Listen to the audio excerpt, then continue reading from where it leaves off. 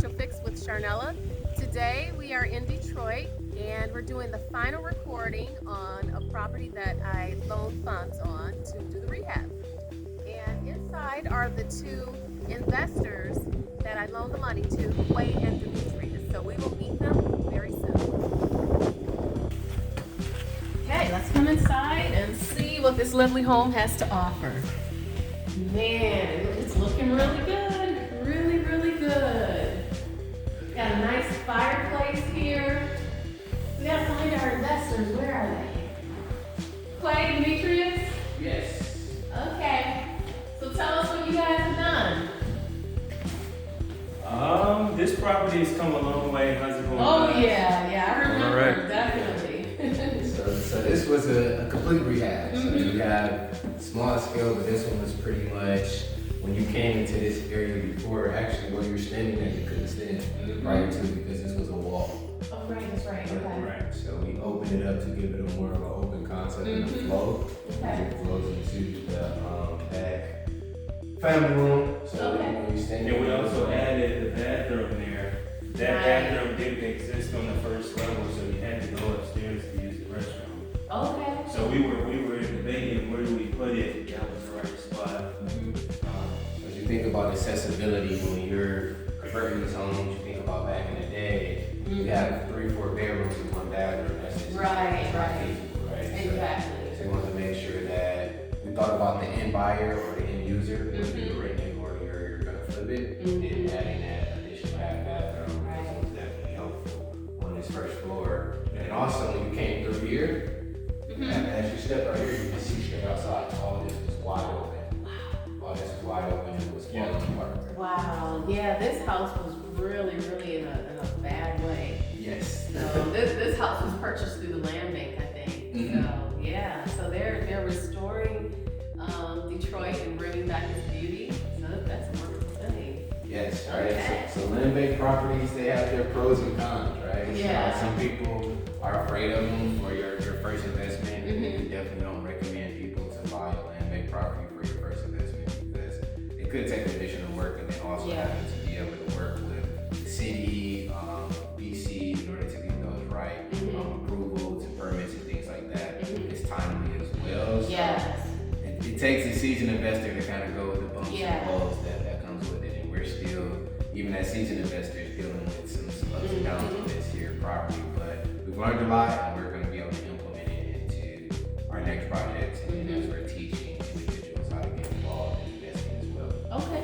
Yeah, you know what? Talk a little bit about, well, you're wearing your shirt today right now, Clay. You're wearing the hat. Yep. So let's talk a little bit about your business so the viewers can understand, if they want to sign up for your class or want to learn more. So you guys talk about it. So obviously I'm Quay Edwards, Demetrius Scott. We came together and built something that is able to help us attain our goals, our desires, and our freedom, build financial freedom, and build a legacy for ourselves, our communities, our families, the next generations.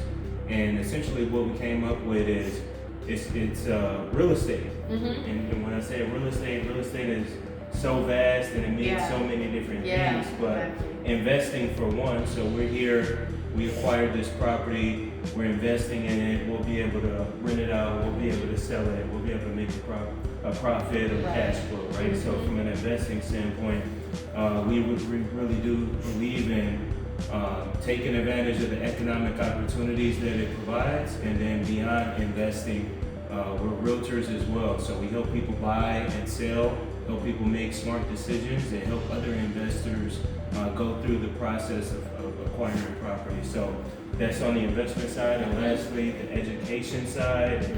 We're just taking our experience over the last 12, 13 years and essentially 200 plus transactions in the Metro Detroit area. Wow, and that's 50 pretty plus impressive. investment Yeah. deals. So we're taking all of that, we're putting it into a package that can help people so that they don't have to reinvent the wheel. They can come in, they can learn from all of our mistakes. Exactly, that's what it's just all hit the about. ground running. So that's what we're doing. So we're taking the hassle per se out of investing. So we're realizing what we've learned and the experiences that we've had and continue make sure that we're helping expedite that for future investors. So when we think about our business, it's threefold. And that's why we came together. We both had our own separate real estate businesses. When we came together, we bought those three pillars of investing, real estate sales, and education, because we believe everybody deserves their piece of the pie and access to financial freedom. Real estate is our avenue to financial freedom, so we're using that to teach others how to attain wealth through real estate. Exactly. And it's so important to have a mentor. I talk about that all the time because you can bump your head against the wall. You can make a lot of mistakes that you don't necessarily need to make. But if you hire some guys like these, you get into their class and you learn from them, you're gonna fast track your way to success. And early on in my life, I didn't understand when I was a house flipper, made lots of mistakes and lost tens of thousands of dollars early on because I didn't know what I didn't know. But let's go on and finish up the rest of the house, and we'll talk a little bit more about how people can contact you guys a little bit later. We'll do that. Yeah. So here is the half bath. So remember, this whole area was wide open, so there was nothing back here. The roof was gone, and this is where we added the half bath for accessibility. But you can imagine, right? You're down here entertaining. You gotta go all the way upstairs. Yes, that would be so inconvenient. Yeah, especially going into personal space. Look at the color scheme. I mean, just before even coming into the bathroom, what you guys see is the flooring. It has that grayish neutral color, and we wanted to play off of that. So we went with this lighter, what do we say? Natural tan. Is that the movement? Natural tan color. And then we left some of the character here in the living room. If you see the pillars going across. And we contrasted the lighter wall color with a darker accent. And then also used that for the fireplace. And we have the ceramic tile there on the fireplace. And it matches the bathroom tile. Doesn't match it, but when you come in and you flow from that, we have a more simplified bathroom. We went with really white theme throughout, and then we'll have black accents. So that's kind of the theme that we chose for the house. Okay. And when you go with white, so you'll see our most of our flips, our bathrooms and kitchens are usually white or a lighter color because it shows more space. Right? It makes it look larger. So you imagine coming into a darker space is going to make it look smaller. So we think about those things when we come into projects, and even to Clay's point with some of the crown molding around, we wanted to have the modern touch, but we didn't want to take away the full character of the neighborhood. So this is right outside of a historic district, Boston Edison. So we wanted to make sure that we still kept that same, some of those same touches because we wanted to provide character in homes. Okay. Well, I remember the first time that we were discussing, me loaning you guys money for this project. The house was kind of like on stilts. At least that's what it looked like. Yes. I mean, it was if you look at some of the pictures, it's like, all right, we're gonna figure this thing out. Just a couple weeks ago, this was open too. We had to redo some plumbing. Really? Yes. Oh my gosh. So we ran into some plumbing things, and as you see, the contractors are here finishing up. We'll come through and they'll do another clean. So after they finish some of the things in the basement, they'll come through, re-clean it. We have another inspection coming up with BC. Fingers crossed, which is our final building. So we passed electrical, we passed plumbing, and now we're working on our final building inspection. And that's something too, when you think about the process, you want to factor in the permitting into it. Right? So especially when you look at a structure as such. We've done some homes where it was easy cosmetic. We come in, we do some paint, we change a couple fixtures, so it's not as in depth, so you don't go through the permitting process. But whenever you're touching structure and redoing things like that, you want to make sure it goes through the permitting process, especially since this is a long-term hold as well. You don't want to have tenants calling every other week. You know, do it right the first time. Exactly. For sure. So where do you want to take us now? You want to take us to the kitchen? Let's go to the kitchen. We did some creative things in the kitchen. You want to talk to her about the hexagon floor? We kind of changed it up. Yeah, we went with a darker themed floor. Contrasting white walls, countertops, and then kind of the black accents that can. It just goes together really well. It's simple. It allows somebody to be able to come in and have a refreshed space, and then they can see what touches. It's easy for them to see how they would be able to take it from where it is to where they want it to be, but simple enough not to count people out. Because when you go in with super extravagant designs and colors, it can turn some people away. So we always think about the resale on the purchase. Exactly. Now, are you guys going to sell this one, or are you going to rent it, or have you guys made a decision yet? That's the beauty about real estate is you have options if you purchase correctly. Right, exactly. So as long as our purchase price plus our rehab is low enough compared to what the market will pay for the house and or what the banks will appraise the house at, then we got both of those options, right? So yeah, we got spread to do either or. Ideally, when we came into the project, when we came into this area, it was a older area. This is an appreciating area. But as we've been going through the project, we've been seeing things on market and selling for 300 plus. To mid 200. So when we initially went in, we were always conservative with our numbers. We gauged about that 200 to 210 range for. But they were going for 190 at first, and then we started feeling more comfortable with 200. But yeah, and then some of them, I think the last appraisal we had, we're gonna go through another appraisal now that we're finished, and it was like at 240. And that was about 2.5 months ago. So really nice. we're hoping for some additional appreciation on that. So we'll go through the refi process, but if it sells, that may I'm looking at this kitchen, I'm looking at everything that you guys have done, and I'm like, this house really looks more like a resale as opposed to a rental. I mean, this will be an absolutely wonderful, wonderfully remodeled rental. Yes, and that went into it when we first started renovating. We were considering Airbnb, so we wanted to give ourselves options. We could have went in and did rental grade everything, but it would have limited our options on the back end. Exactly. So we wanted to kind of like, let's go decent, mid-grade. Let's put some nice touches. You can save costs here, but add costs here with like the hexagon floor, which you won't see in most places. But if this is an Airbnb, it works, right? But then if it's a rental, it's still quality material, so people are not tearing it up. It's gonna be pretty hard to break this corpse, right? Exactly. So we put Formica and stuff in there. When you have to turn over tenants, it's gonna cost you additional money. Yeah, I mean, I like that model. I mean, from what they explained, you could go one of three ways. You can rent it, you can Airbnb it, you can sell it. I mean, that's really smart. I mean, you could rent it for a while, and then you could turn it into an Airbnb for a while, make some money, and then, sell it later as the market value continues to shoot up. Absolutely. So, And now let's go upstairs. So we added value. This is originally a 3-bedroom. We converted it into a 4-bedroom. Okay, perfect. Okay, so this room here, what was this before it started? It was just It was piled up high with junk. This was outside. This was not here. Okay, so this was all newly built? Yep, so this was a wall, so the house stopped right here. Okay. So this is actually built on top of the roof. This nice. Extra bedroom, bathroom. So it gives you the master, right? So now it's a so So this is the master suite right here? Yes, this is the master. Okay, wow, look at that bathroom. Really cool looking. Very nice.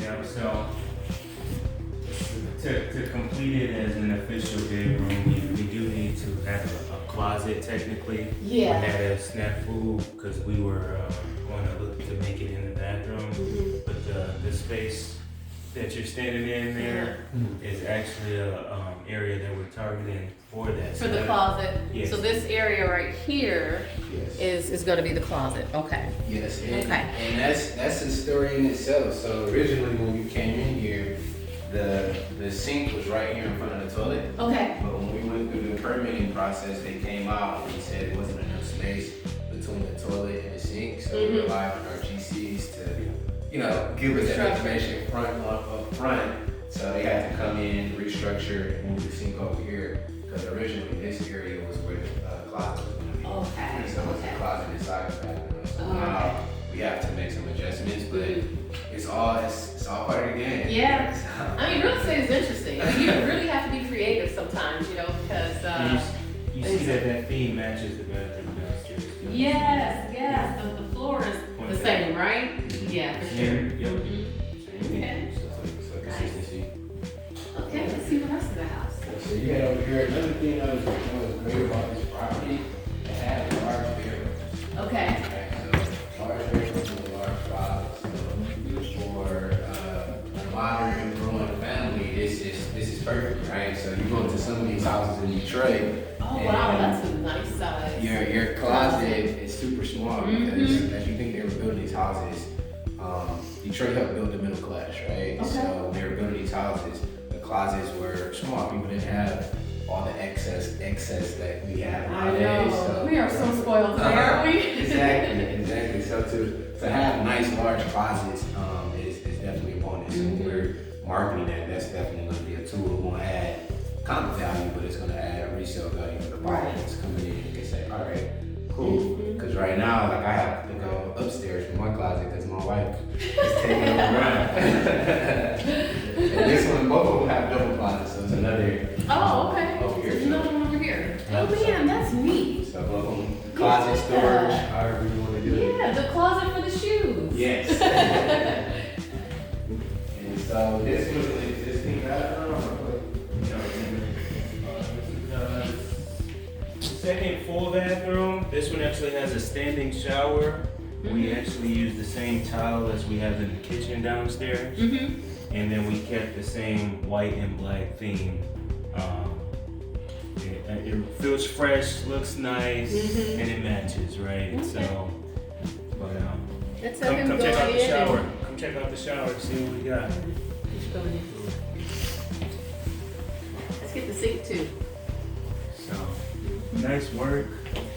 Pretty nice. Yeah, really nice. And the sink, the vanity area, very nice.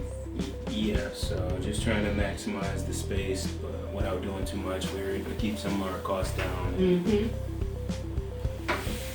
So So far we've got 2 master baths. I'm sorry, we've got 2 full baths and 1 half, right? So far? Correct. Okay. Correct. And then this is, wow, this is And this is bedroom number 4. okay. Wow, Another that's huge wow. closet and another secondary nice. closet. Yeah. Very nice size closet. Okay. And this one has a second closet as well. Exactly. Okay. Yeah, this one has some nice features. And we put these ceiling fans here, so Okay. nice and useful for whoever comes in. And it matches the doorknobs and accents and features, so Okay. it all fits, works. Yeah. jives. Yeah. I like the black accents. Very nice. So pretty, like you said, pretty neutral. So whoever's coming in, it should work with their decor already, so they wouldn't have to kind of change their decor. Yeah. I've seen people do some very creative things with bathrooms and kitchens, but it can limit you. It can, because if it's not tailored to that buyer's taste, then they're probably, it's oftentimes with kitchens and bathrooms, they can be pretty expensive to remodel. So if it's too tailored to a specific type of taste, then, as a house flipper, you limit the people that are going to purchase the home. So, do you want us to look at the basement, or how are we doing that? We can. I mean, there's nothing special. It's a basement. Okay, that's okay then. So I'm Demetrius Scott. Boy Edwards. We're with the Legacy Real Estate Collective, and we're here today excited to be working with Ms. Charnella Clark with Financial Fix. All right. Financial Fix with Charnella. But we're standing here in our property over in the Herman Kiefer area that we did a complete rehab on. So it was a land bank property that we converted to a 4-bed, 2.5 bath right here in the city of Detroit in an emerging neighborhood. This neighborhood is going through a revitalization with about 90 properties being built right now with about 12 developers, and we're one of the development teams that's working in this area. But this project wouldn't have been possible without the support Financial Fix with Chanel Clark. So that's it really quick. Definitely super excited to get this project wrapped up and continue to develop the neighborhoods. And we have our next flip or our next property right next door that we need to complete right after we finish up here. But overall, we're looking to support. We're looking to help the community. We've done over 200 deals in the open market. We've done over 50 investment deals, and we want to give that back. So we've developed 7 steps to investing in real estate for people that are looking for their first or next investment property. You don't have to recreate the wheel. We got that for you. So yeah, and it's a 6-month program, and at the end, we're promising you that we'll help you find that next investment property. And it's a community, so it's not just a class where you come and just listen to us. You're gonna have access to our resource. You're gonna have guest speakers, and we're actually gonna do property tours too. So you actually get to get out and actively see projects that's happening, understanding what's going on in the neighborhood. So it's a hands-on approach. Something that's took us 12 years to learn, but we're hoping to expedite that in 6 months for the individuals that sign up for the Legacy Accelerator. And you guys can find us on Instagram, the Legacy Real Estate Collective. The Legacy Real Estate Collective. And if you want to email us, info@thelegacyRC.com. Again, if you want to contact us through email, it's info@thelegacyRC.com. Or follow us on social. We're very active, the Legacy Real Estate Collective. Do we have a phone number or just the email is what you prefer? Email us. Okay, perfect. So, thank you, and once again, I want to thank all of my viewers for watching Financial Fix with Charnella, and I will see you on the next episode.